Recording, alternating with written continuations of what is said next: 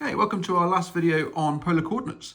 Today we're going to be looking at polar coordinates with differentiation. This very rarely comes up on the MEI specification, but I thought we'd include it because it's not that difficult and it's a nice balance to the integration that we did in our last video.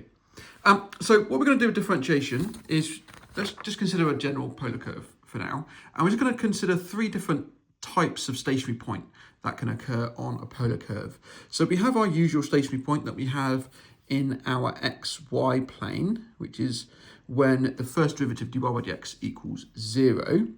And this, just like with Cartesian, will be when the tangent to the curve is horizontal. So if I were to draw a tangent line at that point, it would be horizontal. With polar coordinates, we can also have a situation like this. We don't see this if we have y equals a function of x. We do see it sometimes when we see implicit definitions of curves in Cartesian coordinates. But this one is a vertical point, and that the tangent is vertical. It's a vertical line. And this occurs when dy by dx is infinite, but we would usually say when dx by dy is 0. So i.e. the x value isn't changing as y changes. So those are the two that we're going to study in a bit more detail, but there is one more, which is when r is at a maximum. So this is r is a function of theta, and over here we can see there's some r value, some distance from the pole, and as we increase theta, we are moving further away from the pole. This distance from where my end of my pen is to the pole is getting bigger, until such a point where it's kind of a local maximum, so it's the biggest it gets. And then as you continue to increase theta further and you continue to come round, then this is going to decrease again. The r value is coming down, it's getting closer to the pole again. So there's some maximum over here for r max, and that's going to occur when dr by d theta equals 0. We're not going to dwell very much on that. In fact, we're not at all in this video, because you have r as a function of theta and you're just looking to maximize r as a function of theta. That might as well be Cartesian coordinates at that point. You might as well have r on the vertical axis and theta on the horizontal, and just find a normal maximum. So we're not going to really look at those, but it is worth kind of noting that that's what it represents graphically. These two are a bit more interesting. So the reason why they're interesting is because, well, we have r as a function of theta, and we have here dy by dx is 0, and we have here that dx by dy is 0.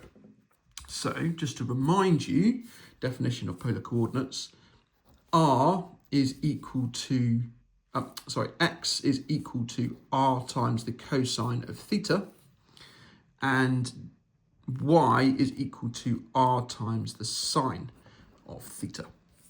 Now, because we have r as a function of theta, we essentially have x as some function of theta. I'm going to call it f1, or let's call it fx of theta.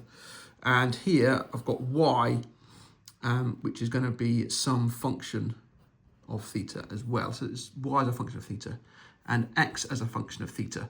And just like we have with implicit definitions of curves, then dy by dx is going to equal, not just an implicit parametric definition of curves.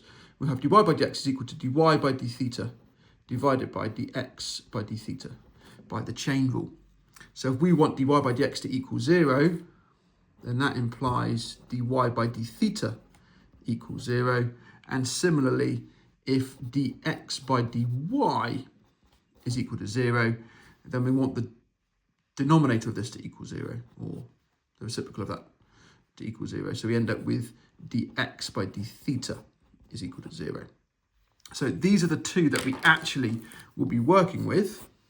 That will give a horizontal tangent, and that will give a vertical tangent. And we use these definitions here, x equals r cos theta and y equals r sine theta, to find these derivatives. Okay, so that's what we're going to be doing in this video.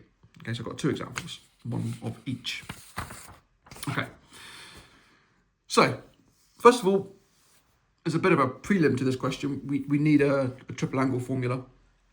So we're going to show that sine 3 theta is identical to 3 sine theta minus 4 sine cubed of theta. And we're going to do this using De Morve's theorem. if this were an actual exam, it would probably state using De Moivre's theorem, show that this is the case. But the point is that even if we can't show that's the case from complex numbers, then we can still use that identity in the second part of the question. Okay, but let's do part I first. Good bit of revision for complex numbers anyway. So let's do that. So if we want to find sine 3 theta, then we're going to say let z equal the cosine of theta plus I times the sine of theta, where I is the imaginary unit. Then z cubed by De Moivre's theorem is cos of 3 theta plus I times sine of 3 theta.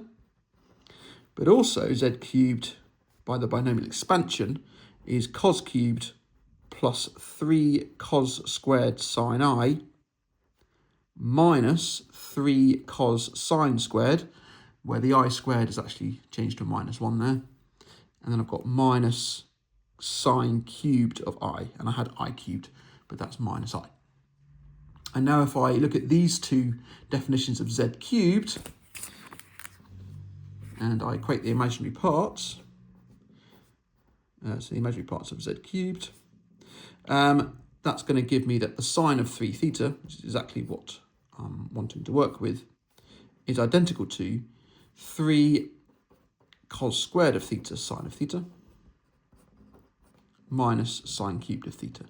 I can ignore the real parts, the cos cubed and the 3 cos sine squared, and I ignore the i's because I'm just looking at the imaginary part, which is the coefficient of I. Okay, so that gives me this identity here, which is not quite what it wants in the question. I've got it in terms of sines, and here I've got a cosine there, so I'm going to replace that with 1 minus sine squared. So that's 3 into 1 minus sine squared of theta times the sine of theta minus sine cubed. And then I can see I've got 3 sine of theta, and then I've got minus 3 sine cubed minus sine cubed is minus 4 sine cubed of theta, exactly as required. So that's part I of the question. And now we're going to use that in part II. So the second part of the question says to find the y-coordinate of P, where P is the stationary point of R equals sine 3 theta between 0 and pi on 3. So I do recognise this equation as a rhodonia with 3 petals.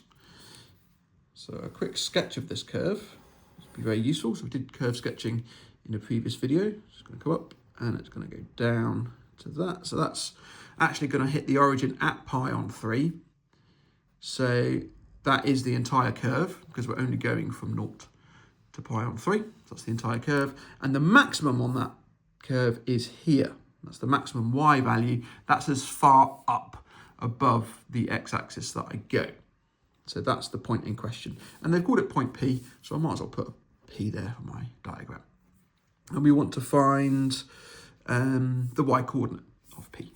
Okay, so at P, dy by dx is 0. So at P, dy by dx equals 0. And that tells me, by the chain rule, that dy by d theta needs to be 0. And I use the fact that y is equal to r times the sine of theta. Now, I've got r in terms of theta. That's it is sine 3 theta. But sine 3 theta is this thing. So I'm going to times that by sine theta to give me y. Because y is r times sine theta. And that's r. So that tells me that y is in fact 3 sine squared of theta minus 4 sine to the 4 of theta. And now we can differentiate that. So dy by d theta, go down as a power, so it's going to be 6 sine of theta times the derivative of sine, which is the cosine. And then same thing here, that 4 is going to come down as a multiplier, so 16. That's going to be a sine cubed, and then times by the cosine. And we want that to equal 0. Okay. Right, now from here, what I can do is I can pull out a 2 sine theta cos theta, which is common to both of those terms. So that tells me that 2 sine theta cos theta times 3 minus 8 sine squared theta is equal to 0. This is going to give me theta values of 0, and pi would be the next one, but pi is out of range, so 0 is actually the only one here, and theta is 0 is at the origin, so that's not my point P. So I'm not interested in sine theta equal to 0, so I can say not equal to 0 at P. Cosine of theta equal to 0, that's going to be pi on 2, and again, if we look, pi on 2, well, that's not in my range, so therefore that doesn't equal 0 at all. So therefore, the only thing that can equal 0 is this thing. So that's what I need to equal 0. So that's going to tell me that sine of theta is 3/8. Sorry, sine squared of theta is 3/8. And that tells me that sine theta is root 3 on root 8, which is root 3 on 2 root 2. And I'm going to write that as root 6 on 4. Okay. So sine theta is root 6 on 4. So that'll give me a theta value, but the question's actually asked for the y-coordinate of P, not the theta value at P. So I could inverse sine to get theta and then use that theta value, but that's not going to give me an exact answer, particularly if I round it and then put it in the calculator. It's better to use the sine theta is root 6 on 4 into my definition of y here, and that'll give me an exact value of y. So I'm going to say y at the point P is going to be equal to 3 times sine squared of theta, but sine squared of theta is 3/8, so that's 3 times 3/8. And then I've got minus 4 times sine to the 4 theta, but sine to the 4 is sine squared, so that's going to be 9 on 64. Okay, so that's my nice rational number for the coordinate of P. And if I can locate my calculator.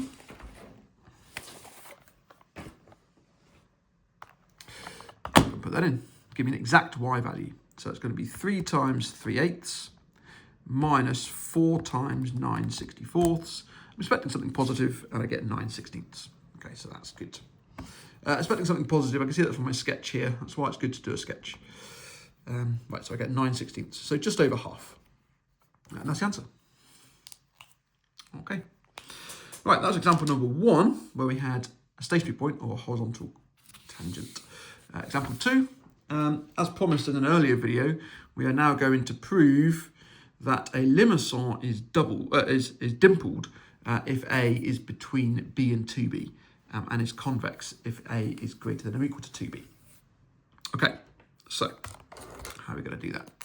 Well, this is the equation of a limacon, and we're looking specifically when A is strictly bigger than B.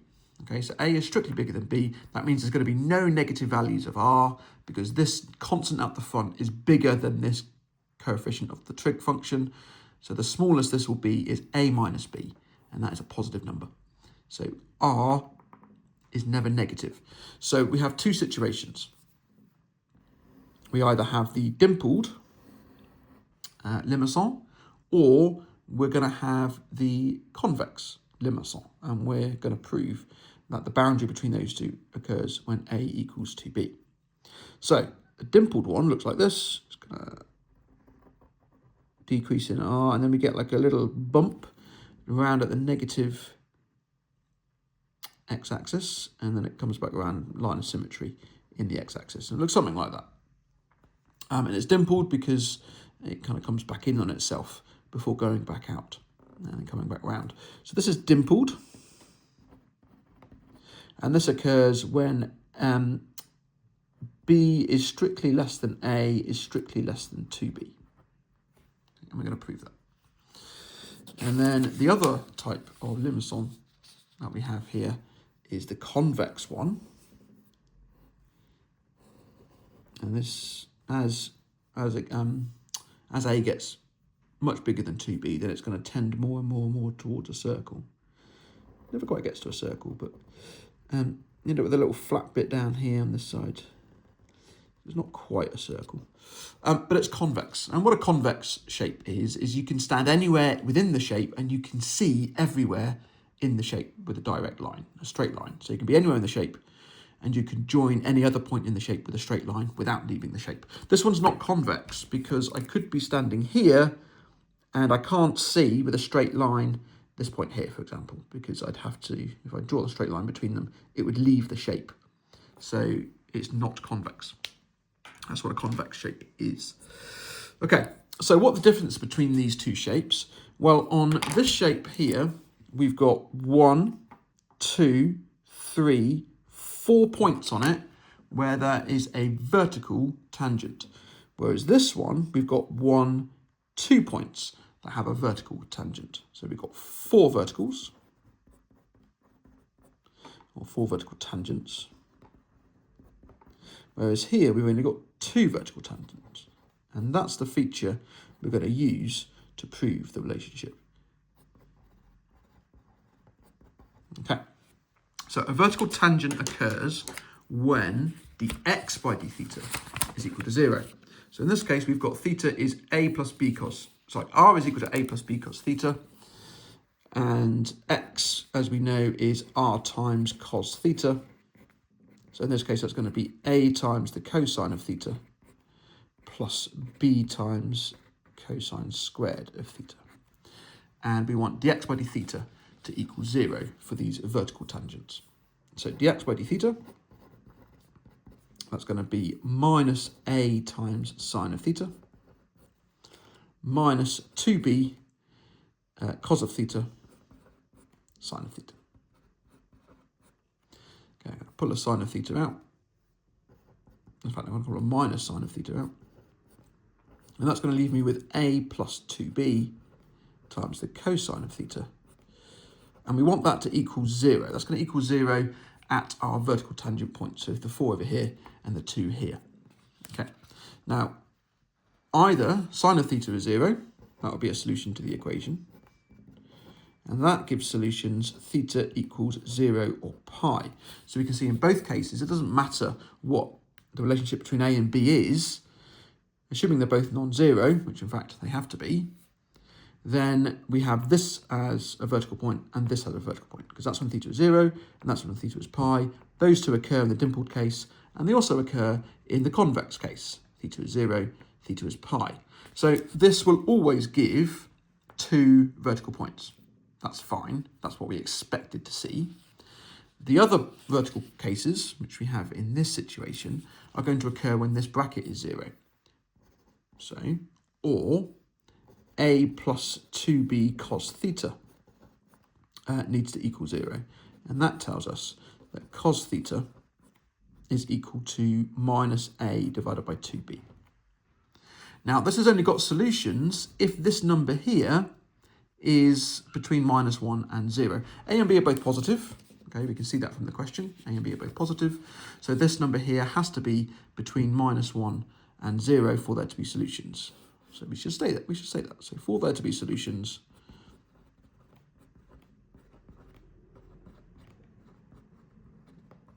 we require minus 1 to be less than or equal to minus a over 2b to be less than 0. And that's only true because a and b are both positive. So this is the bit I'm focusing on here. And if I times both sides by 2b, which is a positive number, and then times both sides by minus 1, I'll end up with 2b must be greater than or equal to a. So that's going to give me solutions if this is true. If this is not true, it's not going to give me any solutions because cos theta can never equal a number that is less than minus 1. So this has to be true. But if we look carefully, it says strictly less than 2b. And if it's equal to 2b, then it's actually convex. Whereas here, I've come to the conclusion that when it's equal to 2b, then this has solutions. But just pause for a minute and think what happens when a does actually equal 2b. So when a equals 2b, that means cos theta equals minus 1. That tells us that theta is pi again. We've already got that one from the cosine, from the sine theta equals 0. So that's not actually any new point. So we don't want A to equal 2B, because that doesn't give us any new solutions. Therefore, A is strictly less than 2B gives the 2 extra vertical points. And there we go. That's it.